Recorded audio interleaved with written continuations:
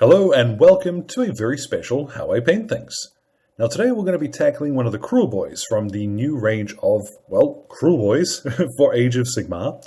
They came out as part of the Dominion box, and there's also new Age of Sigmar starter boxes that'll have these guys included in them too. So really looking forward to the multi-part kit as well.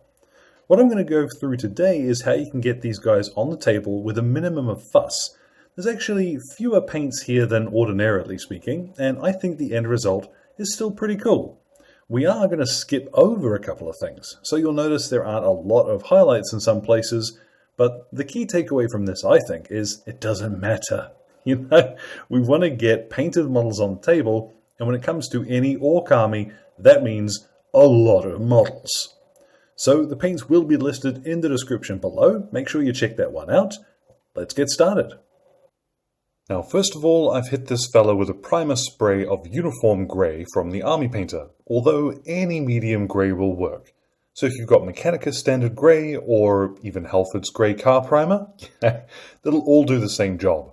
We're starting from a sort of middling tone because we're going to add some fairly bright colours and then shade them to bring them down, save us a little bit of time versus having to highlight everything manually. And our first colour we're going to apply is Orruk Flesh, which is one of the new it came along with the release of Dominion and Age of Sigmar 3, so I'm quite interested to see how this goes. I've added just a wee bit of water into my paint, and I'm going to use my large base brush here. It's not going to matter too much if I hit areas like clothing or as weapon, because of course we're going to paint those later. But that goes on fairly well. We can see a little bit of the grey primer underneath. So once this is dried, I'll come back and give it a second coat.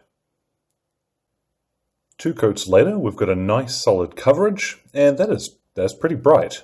I genuinely wasn't expecting for it to be that bright, so I'm looking forward to shading it. What we're going to move on to is all of the leather areas, and for this I'm going to use that other new colour, Thondia Brown.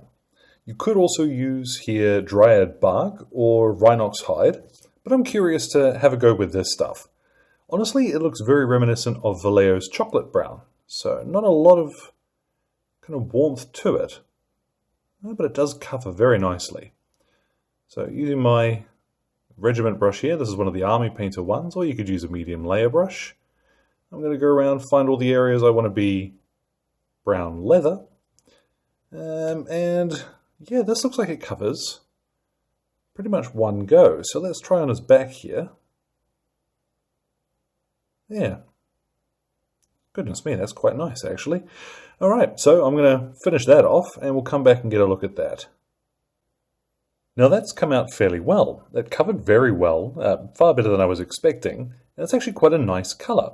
I found a few places to make use of it where, I want to save time. I don't want to use a whole bunch of colours on here, so I have gone these arm wraps and his eye patch, but whatever you think is going to look good with that darker brown. I'm going to do now any wooden details, and here on this fella, that's going to be his spear, and also I'm going to do the inside, or can I get in there? I'm going to do the inside of his shield grips with this too. This is Mournfang Brown, and this will cover very nicely. So a quick correction, those things, his hand grips on his shield are actually looped cloth, so I'm not going to paint those now, but at least his spear is brown. Now I've got some corn red and I'm going to paint his cloth. Now it's also up to you. You might want to paint the shield in corn red at the same time. Really it's down to whether or not you want to use an extra paint. I am going to paint the shield a brighter red, but you could save a step here if you wanted to. But we're going to paint the cloth in now. Reason being because there's so many little stitches and what have you in it. If we lay down this now, we can paint those later. So, corn red, lovely rich colour. It'll cover pretty much one go. Now, of course, there's no reason that it has to be red. You could use any colour you wanted there. Just remember that this fella has got his, I guess, trousers, this loincloth thing he's wearing, which pokes up over the top of the waistband. So make sure that you hit those areas too. Now, there are 1 or 2 spots where I've gone over his skin and I have made a little mess, but as always I'm going to save those near the last to tidy up. This is especially if you're painting 5 or 6 of these models at a time. Save your cleanup till last because it will be much quicker to do all of those little bits in one go. So I do want a brighter shield, and here's my Mephiston red. You could use a medium base brush for this. This is just one of my little cheap flat edge brushes. I don't know what I'm going to do with these teeth on the shield at the moment, so I'm just going to paint them red for now. And the bonus with these brushes is you can be quite rough with them. So I'm just going to stab those in there. And away we go. Might find this covers in one coat, but of course you can be the judge of that when you paint yours at home. Now it might look alright with one coat, but this is 2, and I do recommend that little bit of extra work. We're really down to the last couple of details now, and I'm moving on to Orruk Flesh. We're going to fill in all of the sort of cloth bits that we haven't done yet. So these little dangly bits on a shield are a good candidate for this. These bottom leg wraps, if you haven't painted these in the brown color yet, that's cool. I'll do those.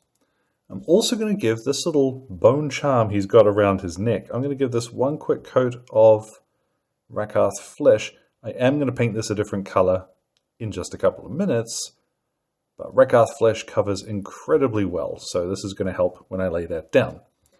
So let's now get in behind his shield. I was turning him all sorts of directions to get the red behind his shield. It is a bit of a tricky one. Of course, for the most part with your bulk infantry, you might be tempted to build them all in one go like I have, or to paint them in stages. Honestly, I don't think you need to do stages for your bog standard infantry. If you miss a part at the back of the shield, who's going to see it? No one's looking at those shields. They're looking at the effect that the unit has on the table. But if you do want to be precise, there is nothing stopping you from assembling this guy in a couple of parts. I just think it adds a wee bit of extra time when you might not necessarily need to.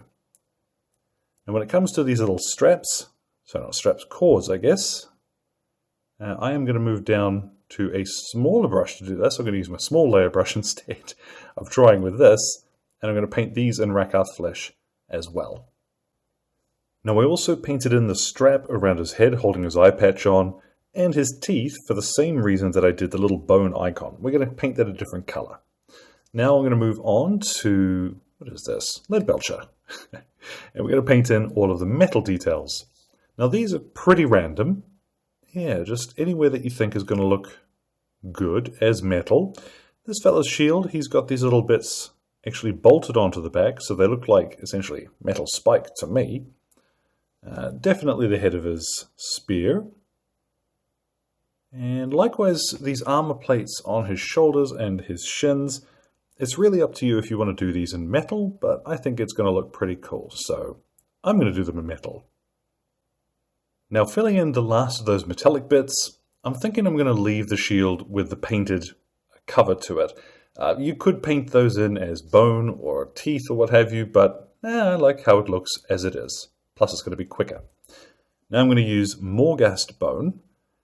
You could use Ushabti bone here instead, but Morghast bone's just got a little bit more color to it, which means when we shade it, it's got a nice sort of old worn bone look to it. And I'll also bop in his teeth with this too. Now once I'm finished with this, it's time to go around and do any tidy up. So I know there are a few parts where I've hit his skin with other colors, but once I've done that, he'll be ready to take a shade. Now once the cleanup is finished, grab yourself a big old brush and we're going to apply Agrax Earthshade liberally over the entire miniature. Now if you did want to spend your time here, you could use a different color for each region. You could use Caribou Crimson on the red, you could use maybe Bealtan Green or what is it, a Thonian Camo shade on the skin. But we are looking to paint a lot of miniatures very quickly, so we've deliberately used really bright colors to start with so that we can shade them quite safely here. So cover over your whole miniature, make sure you're working it into all of the recesses as well, and then we'll leave this for about 30 minutes to dry. See what we get then. Now once he's dried, this is what you'll have, and I'm pretty happy with that. There's not a reason that you couldn't just go ahead and base them up now, pop them on the table. We do want to paint these guys quickly. But there are just a couple of extra details I think will really help sell the look. So I've got here a little bit of Evil Sun Scarlet and a small dry brush. I mean, this is not literally a Games Workshop small dry brush, but it is a dry brush that is small. And I'm going to lightly flick along those raised edges of detail here, just to brighten up a shield a little bit and reintroduce a wee bit of depth to that. Now on camera that's a little bit more subtle than it is in reality.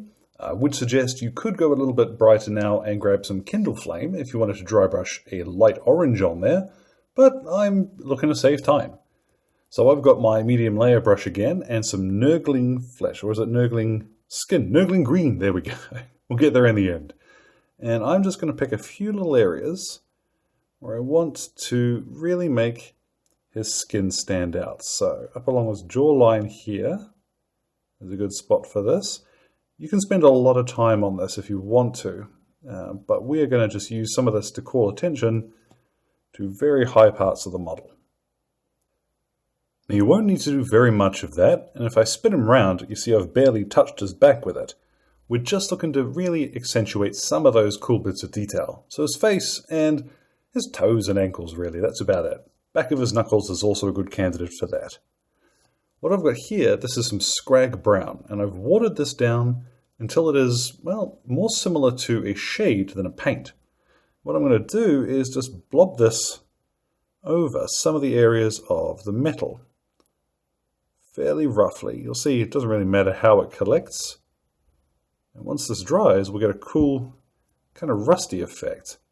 You can do this any way you like, and if you're not sure about it, don't be too generous when you first do it, and you can go back and add a little bit more later. But remember, of course, you're going to want to thin that down again. You'll see as that settles, you get a really easy rusty effect on some of those areas, and it pulls quite naturally, so that's a really easy one to use. Now, this shield, it's bothering me that it is quite so flat, so I've got out one of my little makeup brushes, and I am going to use that Kindle Flame. And just very lightly to start with, I'm going to start flicking at the edges of areas of detail. And you'll see up here on the top of the shield, I'm starting to get that sharp orange line appear. So I'm probably going to take a couple of minutes here and just brighten up some of these areas that I want to have a little bit more impact. Alright, now that looks way more interesting. As with all dry brushing though, I do suggest start with as little paint on your brush as you can, and if you need to, add more. So what we'll do now is to go ahead, take him outside, give him a spray of matte varnish, and then I'll finish his base. Let's see what a finished Kruleboy looks like. So there at last, our Kruleboy is complete. Now there's a dozen things I could still be doing. I could highlight his clothes, or the metal, or any number of things. But the question that I would ask to you is, why?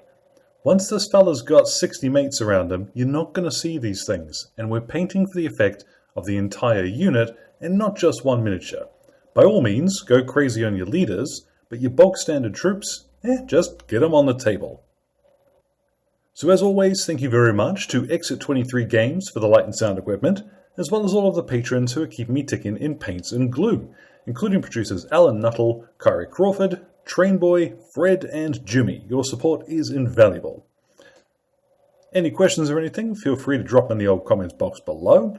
My Twitter and Instagram are both linked there too. And be sure if you do post anything on Instagram, which you've painted using something from one of my guides, I'd love to see it. Tag me in so that I get a notification. That's always cool for me.